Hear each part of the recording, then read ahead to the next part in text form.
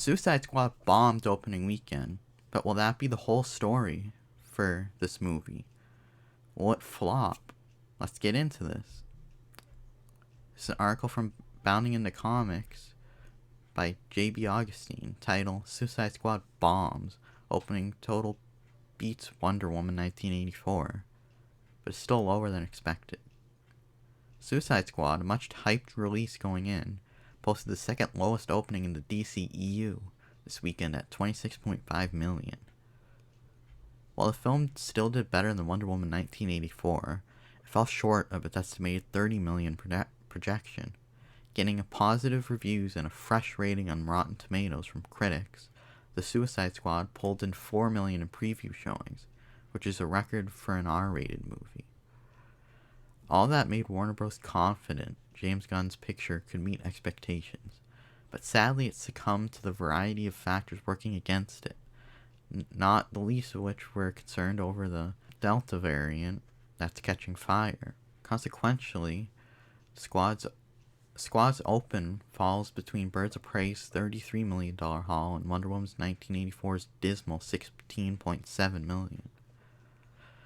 Now, I don't like using that as an excuse.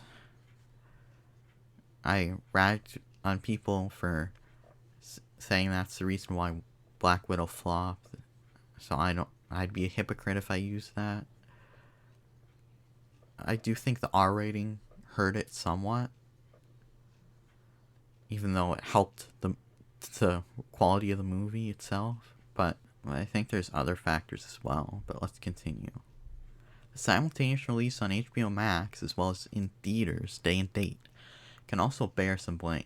Wonder Woman 1984 and Space Jam: A New Legacy followed the same strategy and were arguably hurt by a section of the movie-going crowd staying home to watch. Parentheses, I confess I did. I did too, actually. So that argument, however, falls apart when you realize Godzilla vs. Kong, which also came out on HBO Max, didn't have the same problem. Legendary Pictures' Adam Wingard helmed Smackdown of Titans, or Collision of Legends like they describe, premiered with a hefty $32.2 million domestic opening weekend. Factor in Canada, and that brings Godzilla vs. Kong's debut weekend total in North America to $47.7 million. Granted, we're talking about a 5-day Easter weekend, but it impressed on its opening day of March 31st too, making $9.6 million, which is the largest amount during the pandemic. A larger single-day tally of $12.5 million followed on the ensuing Saturday of April 3rd. DC's real setback here could be that they have a damaged brand, which is a conclusion shared by Rob Liefeld and Deus Vult creator John Della Rose. In a now-deleted tweet captured by CBR, Liefeld stated, "Unfortunately, DC is just a damaged brand at this point. Marvel has pulled away in such spectacular fashion, and DC has lost ground on all platforms." The Deadpool creator also reacted to the film's poor box office take, noting that heads should roll. He tweeted, "Then you get rid of everyone, top to bottom, start over."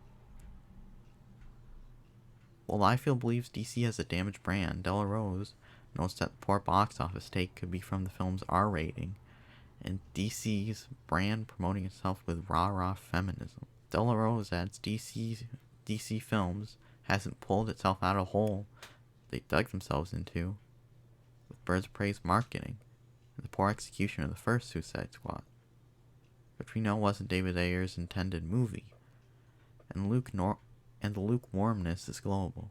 Trying to prove this when those within the usually reliable market, where most restrictions were lifted, failed to turn out for Wonder Woman 1984 in early December.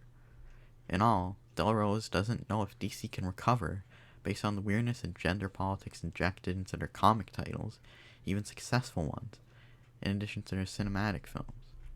On the bright side, if things don't turn around, they can keep blaming the Delta variant and the dual release before throwing fans under the bus for this one. Do you think they'll turn it around or realize their movies can't break even without taking it out on consumers?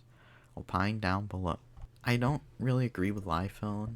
I don't think it's because DC's a damaged brand. I think it would have made more if DCU was more successful.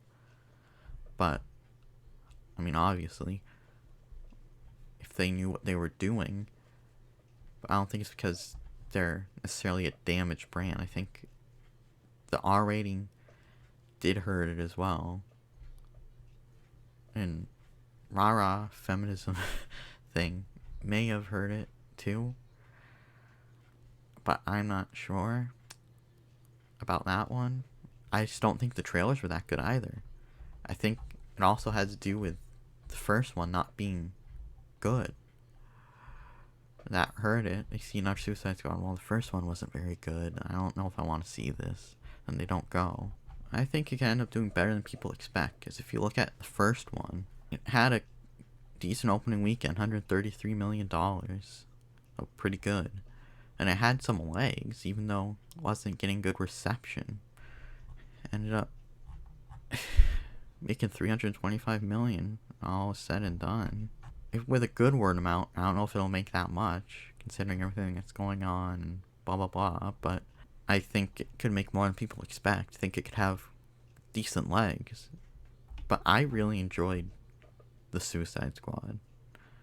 It's kind of a shame that it's not doing very well right now. But what do you guys think? Do you think it'll have legs? Do you think it'll end up doing a lot better than people think? Do you think it's just gonna flop flat out? Let me know. Like the video if you liked it. Subscribe if you want to see more. Comment, share.